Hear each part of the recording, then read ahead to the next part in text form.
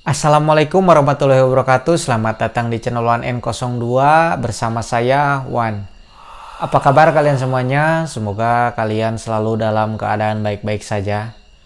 Akan banyak video yang membuatmu penasaran, oleh karena itu subscribe channel ini agar tidak ketinggalan. Di video kali ini saya akan membacakan sebuah cerita horor.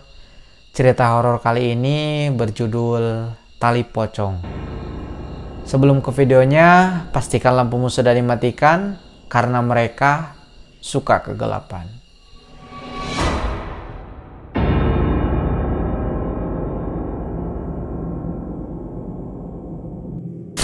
Tanah Jawa, tempat di mana garis antara dunia nyata dan dunia gaib seringkali kabur. Di sebuah desa kecil di lereng Gunung Lawu, hidup seorang pemuda bernama Wanto, penjaga makam yang sudah bekerja sejak remaja. Bagi Wanto, kematian adalah hal biasa. Ia sudah terbiasa melihat jasad dibungkus kain kafan, dikebumikan, dan ditangisi. Namun, ada satu hal yang selalu diajarkan oleh ayahnya, yang dulu juga seorang penjaga makam. Kalau orang meninggal dikafani, pastikan tali pocongnya dilepas.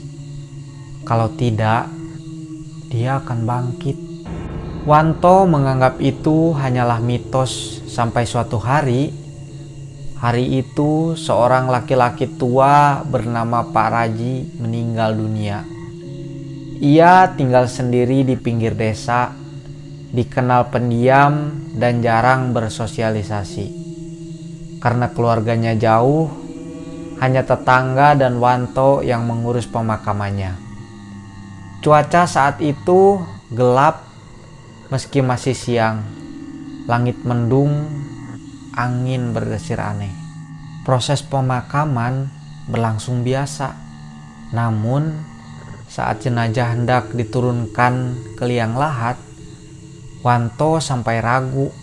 Ia melihat wajah Pak Raji tersenyum samar di balik kain kafan.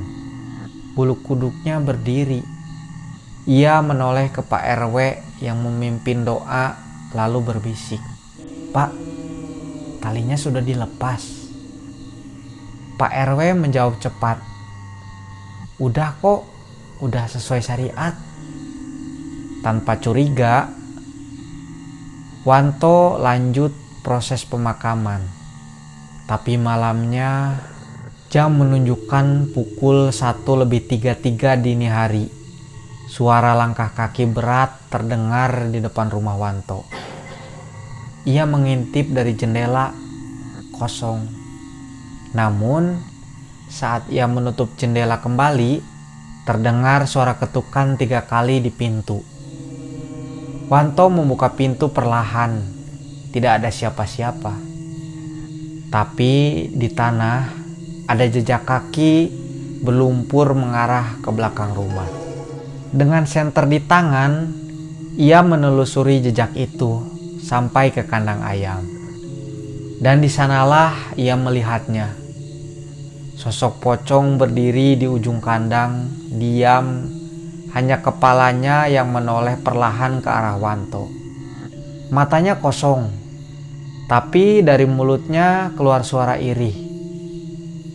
"Wanto, taliku belum dilepas." Pagi harinya, Wanto panik. Ia mendatangi Pak RW menanyakan kembali soal tali pocong. Pak RW diam sejenak, lalu akhirnya mengaku, "Waktu itu hujan deras, liang lahat becek, kami terburu-buru. Mungkin talinya belum sempat dilepas." Wanto murka. "Pak, bukannya itu bisa jadi arwahnya gentayangan?" Pak RW hanya tertunduk. Wanto memutuskan kubur itu harus dibongkar malam ini juga. Bersama 2 orang temannya, Surip dan Bowo, Wanto menggali makam Pak Raji. Angin malam terasa menusuk. aroma bunga melati menyengat. Saat cangkul mereka mengenai peti dan kain kafan terlihat, suara tangisan lirih terdengar dari arah pohon beringin dekat makam. Lepaskan, lepaskan. Jantung Wanto berdegup kencang. Ia memberanikan diri membuka kafan itu, dan benar saja, tali pocongnya masih utuh, belum pernah dilepas. Dengan tangan gemetar, Wanto melepaskan tali itu. Saat ia menarik simpul terakhir, tiba-tiba tanah di sekelilingnya berguncang. Angin berhembus kencang, cahaya bulan tertutup awan. Dan di kejauhan, mereka bertiga melihat sosok pocong itu berdiri di bawah pohon, perlahan menghilang sambil tersenyum tenang. Sejak malam itu, tak ada lagi gangguan di rumah Wanto. Tapi ia menyimpan satu kebiasaan baru.